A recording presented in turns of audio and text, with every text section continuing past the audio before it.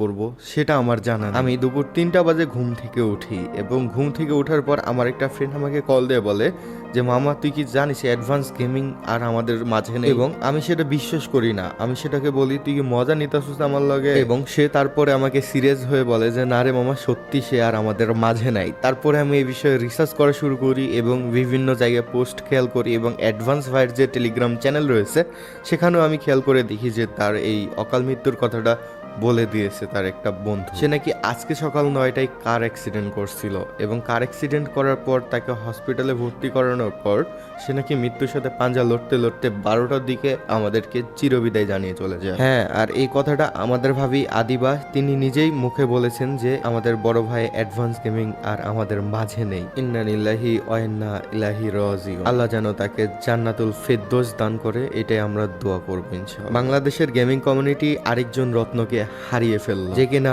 অন্যায়ের প্রতিবাদ করত, অন্যায়ের বিরুদ্ধে বলতো, কিন্তু দিন শেষে সেও আমাদের মাঝ থেকে চলে গেল। তার গেমিং কমিউনিটিতে অনেক অনেক অবদান রয়েছে, তার জন্য অনেক ইউটিউবার শিক্ষা গ্রহণ করছে।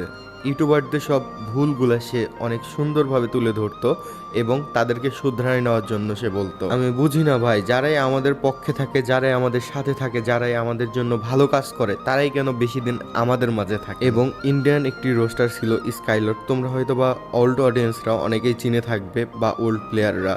সেও কিন্তু বাইক অ্যাক্সিডেন্ট করে আমাদের ছেড়ে চিরবিদায় নিয়ে চলে যায়। আমার আর মনে হয় না যে দ্বিতীয় অ্যাডভান্স কেউ আর আসতে পারে। তার ছিল কথার চেয়ে বেশি ছন্দ, যেন অডিয়েন্সও একটু হাসি খুশি থাকতে পারে এবং যারে সে এক্সপোজ করলো সেও যেন বেশি কষ্ট না পায় আর কি।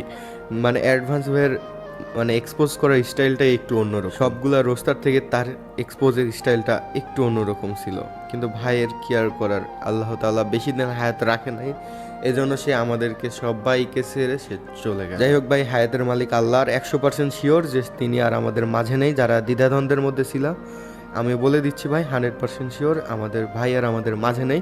কিন্তু ভাই আমার কেন জানি মনে হচ্ছে যে সে আমাদের মাঝে আছে। আমার যেন এই ভাবনাটা সত্যি হয়, তোমরা দোয়া করো। কিন্তু যেটা হয়ে গেছে সেটা তো আর আমরা চাইলেই তো আর উল্টাতে পারবো না। তো যাই হোক, আল্লাহ যেটাই করেন ভালোর জন্যই করেন। হয়তো বা আল্লাহ তাআলা তাকে খুবই ভালোবাসেন, এই জন্য খুব তাড়াতাড়ি তাকে দ্রুত তার কাছে নিয়ে গেছেন। ইচ এন্ড এভরিওয়ান সবাই দোয়া করবা ভাইকে যেন আল্লাহ তাআলা জান্নাতুল ফেরদৌস দান করেন, সকল গুনাহ খাতা মাফ করেন। আর সে এমন একজন রোস্টার ছিল যে কিনা সকল বড় বড় ইউটিউবারদের মুখোশ খুলে দিত পুরা। এবং বড় বড় ইউটিউবার যেরকম ইন্ডিয়ান ইউটিউবার জ্ঞান গেমিং তোমরা হয়তো বা চিনে থাকবে, তাকেও সে বিট করার ক্ষমতা রাখছিল। তাকে এমন একটা ক্ষমতা তোমরা দিছিলে, সে একটা রাজা ছিল। সে রাজাটি চলে গেল আজকে আমাদের মাঝে থেকে।